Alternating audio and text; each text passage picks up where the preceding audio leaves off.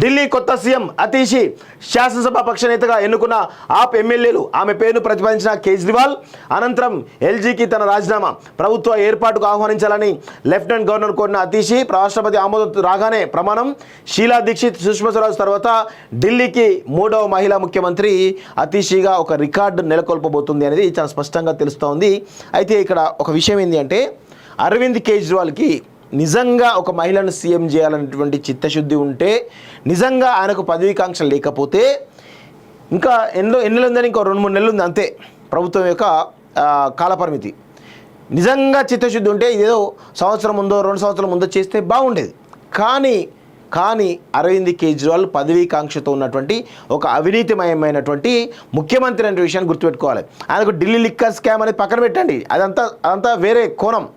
So ఈ దేశంలో అవినీతికి వ్యతిరేకంగా ఉద్యమం చేసి ఒక పార్టీ పెట్టి అన్నా హజారే లాంటి ఒక మహనీయుడితోటి కలిసి ఉద్యమాలు చేసి ఆ మహనీయుడిని యొక్క క్రెడిబిలిటీని వాడుకొని ఇండియా అగెన్స్ట్ కరప్షన్ అని చెప్పేసి దేశవ్యాప్త ఉద్యమాన్ని నిర్మించినటువంటి అరవింద్ కేజ్రీవాల్ కేవలం ప్రజల్ని మభ్యపెడుతూ ప్రజలని మోసం చేసి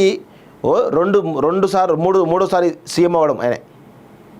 సో ఇలాంటి పరిస్థితుల్లో ఆయనే పదవీకాంక్ష లేదనుకోవడం మూర్ఖత్వమే. పదవీకాంక్షతోటి మళ్ళా సీఎం కావాలి, లేకపోతే ఇంకా ఏదో కావాలి ఒక దురుద్దేశంతో అరవింద్ కేజ్రీవాల్ ఈమెను సీఎం చేసిండు. ఎన్ని నెలలు? 2 నెలలు 3 నెలలు అంతే ఉంటుంది, ఇంకా ఎక్కువసేపు ఉండదు ఈ ప్రభుత్వం.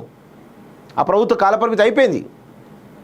ప్లస్ ఆనాడు కాంగ్రెస్ ప్రభుత్వం మీద అవినీతికి వ్యతిరేకంగా ఉద్యమం చేసిందే ఈయనే. ఈరోజు అదే కాంగ్రెస్ తోటి అంటగాగుతున్నాడంటే ఏ విధమైనటువంటి వ్యక్తులు మనం అర్థం చేసుకోవాలి.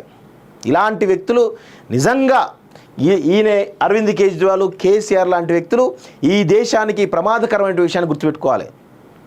ఎస్, బరాబర్ నేను చెప్తా ఉన్నాను. ఈ దేశానికి ప్రమాదకరమైన వ్యక్తులు ఎవరు ఉన్నారంటే అది కేవలం ఇద్దరు వ్యక్తులు ఈ దేశంలో.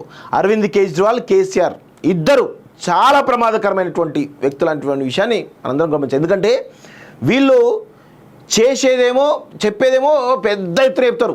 తెలంగాణ కోసం అది చేస్తాం, తెలంగాణ అస్తిత్వం మాది, తెలంగాణ బ్రాండ్ అంబాసిడర్ మేము అనుకుంటూ అమర వీరులను గుర్తిస్తాం, అది ఇది అనుకుంటూ పెద్ద ఎత్తున ప్రజల్ని అమాయకమైనటువంటి యువతను రెచ్చగొట్టి వాళ్ళను ఆత్మహత్య చేసుకుని ప్రేరేపించి తద్వారా రాజకీయ లబ్ధి పొందడంలో కేసీఆర్ దిట్ట. తర్వాత 10 సంవత్సరాలు ఏమైంది? తెలంగాణ ఆకాంక్షలకు వ్యతిరేకంగా, తెలంగాణ అస్తిత్వానికి వ్యతిరేకంగా, తెలంగాణ అమరులకు అవమానించే విధంగా తెలంగాణ ఉద్యమకారులను దేక్కుండా 10 సంవత్సరాలు ఆంధ్ర పెట్టుబడిదారులకు తొత్తులుగా పనిచేసినటువంటి కేసీఆర్ ఏమైందో మనం చూస్తూ ఉన్నాం.